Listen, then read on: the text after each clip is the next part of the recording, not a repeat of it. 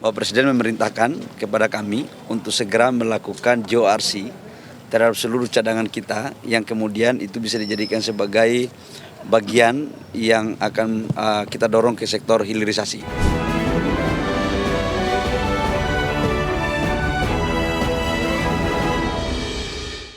Menteri SDM Bahlil Lahadalia mengaku ditugaskan Presiden Prabowo Subianto untuk menghitung cadangan mineral Indonesia menggunakan standar International Joint Ore Reserve Committee atau JORC. Ya, penghitungan ini mencakup berbagai komoditas strategis seperti batu bara, bauksit, nikel, timah, dan mineral lainnya.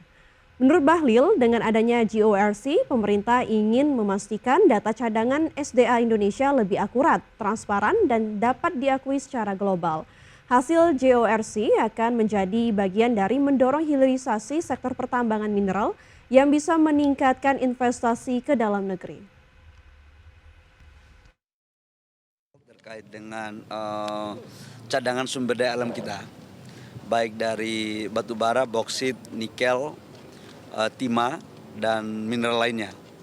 Bapak Presiden memerintahkan kepada kami untuk segera melakukan GORC terhadap seluruh cadangan kita yang kemudian itu bisa dijadikan sebagai bagian yang akan kita dorong ke sektor hilirisasi.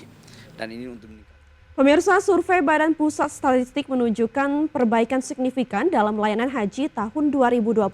Informasinya kami hadirkan sesaat lagi, tetaplah bersama kami.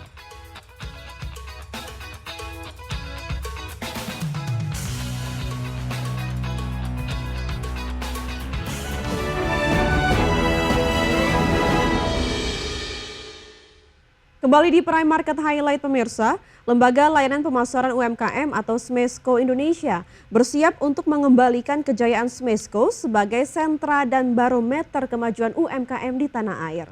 Transformasi ini berfokus pada revitalisasi posisi SMESCO sebagai lembaga layanan pemasaran yang kuat, adaptif terhadap tren masa kini. Direktur Utama LLP KUKM atau SMESCO Indonesia, Dodi Ahmad Syah Matondang menyebutkan, pihaknya akan membangkitkan kembali masa-masa di mana SMESCO menjadi role model bagi pemasaran UMKM. Langkah ini dilakukan dengan mereposisi kembali kompetensi, budaya kerja dan SDM hingga membuat program SMESCO Verified Partner. Menurut Dodi, program ini tidak hanya sebatas kurasi produk, tetapi juga mencakup pendampingan end-to-end, mulai dari inkubasi, dimasukkan UMKM ke rantai pasok termasuk investor, hingga distribusi produk. Pihaknya juga menargetkan meraih peningkatan penerimaan negara bukan pajak atau PNBP sebesar 25 miliar rupiah di tahun ini dan 43 miliar rupiah di tahun depan. Target ini diharapkan tercapai lantaran hingga saat ini capaian PNBP mencapai 20 miliar rupiah. Baik ya Bu, yang kita ingin coba bangkitkan kembali positioningnya SMESCO yang waktu itu sangat baik, punya bargaining position yang sangat kuat, terus benar-benar bisa memfasilitasi UMKM, bisa memasarkan UMKM, bisa menjadi epicentrum lah bagi UMKM yang ada di Indonesia. Itu yang kami ingin lahirkan kembali gitu. Tapi mungkin dengan tren yang ada sekarang, kan trennya sekarang sudah berbeda. Kalau misalkan dulu UMKM mungkin lebih banyak di bidang wastra, di bidang furniture, di bidang apa segala macam, dan hari ini kan kayak... Wakil Menteri Badan Usaha Milik Negara Kartika Wirjoatmojo menyatakan layanan digital perbankan plat merah yang tergabung dalam Himbara sering mendapatkan serangan siber setiap hari. Serangan ini dikarenakan imbas adanya transformasi digital di Indonesia yang berkembang pesat, sehingga timbul risiko-risiko serangan siber di sektor keuangan. Untuk itu, Tiko mengingatkan pentingnya bagi perusahaan terutama perbankan untuk menciptakan keamanan yang berlapis, termasuk penguatan sumber daya manusia untuk membangun ekosistem digital. Tiko menyebut pengembangan layanan seperti aplikasi harus dibarengi dengan persiapan ancaman serangan siber. Artinya pengamanan tidak bisa dilakukan setelah sebuah aplikasi diluncurkan. Sistem pemerintahan berbasis elektronik ini benar-benar dikawal secara lengkap ya, karena kita tahu kan transformasi cyber attack yang semakin beragam, kemudian penggunaan AI, quantum computing ini harus dipastikan bahwa negara kita resilient dan punya sistem digital yang future proof, yang memastikan bahwa manfaatnya buat masyarakat baik, tapi juga secara ketangguhan sistemnya bagus. Dan ini perlu forward looking karena teknologi dari sisi serangan cyber itu semakin beragam. Pemirsa, pelaku usaha mendorong percepatan transformasi digital sebagai kunci daya saing Indonesia baik di sektor pemerintahan maupun finansial. Salah satunya strategi adopsi teknologi sumber terbuka atau open source kini menjadi fondasi utama untuk menciptakan inovasi yang efisien dan berdaulat. Di tengah upaya memodernisasi layanan, pemerintah terus menggalakkan sistem pemerintahan berbasis elektronik atau SPBE. Sejumlah kalangan menilai penggunaan open source mengemuka sebagai jawaban atas tantangan tersebut.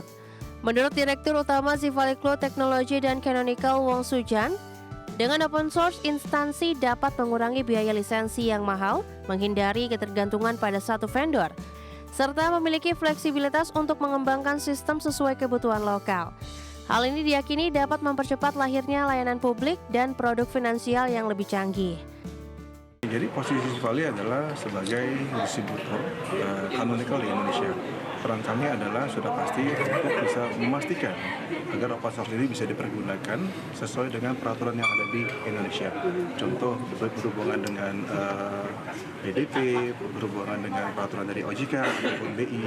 Sudah pasti kami akan memberikan dukungan selain teknologi. Sudah pasti kita juga akan memberikan dukungan untuk tenaga lokalnya yang bisa untuk memberikan support di Indonesia seperti itu. Sementara itu, pakar teknologi informasi dan rektor Institut Teknologi Tangerang Selatan, Ono W. Purbo, menyebut adopsi open source juga mendorong kemandirian ekosistem digital nasional. Kalau dari undang-undang sih emang mereka mintanya open source, SPBE segala macam. Kalau PDP nggak ada urusan open source ya. Kalau SPBE minta open source jelas, tertulis, eksplisit. Jadi kalau dibilang penting ya penting banget. Kenapa Pak? Kalau nggak melanggar hukum. Jadi gini, pemerintah bikin aturan, sistem pemerintahan berbasis elektronik. Oke. Itu ada yang mikir tuh di belakangnya tuh. Intinya jangan sampai kita dikunci sama ini ya vendor. Ini kunci. Kalau open source kan source-nya terbuka, konsepnya terbuka bahwa kita jadi bisa bikin sendiri. Dengan strategi ini, transformasi digital Indonesia diharapkan dapat berjalan lebih cepat, membentuk ekosistem yang mandiri, dan pada akhirnya memberikan pelayanan yang lebih baik bagi masyarakat. Dari Jakarta, Ari Firmansyah, IDEX Channel.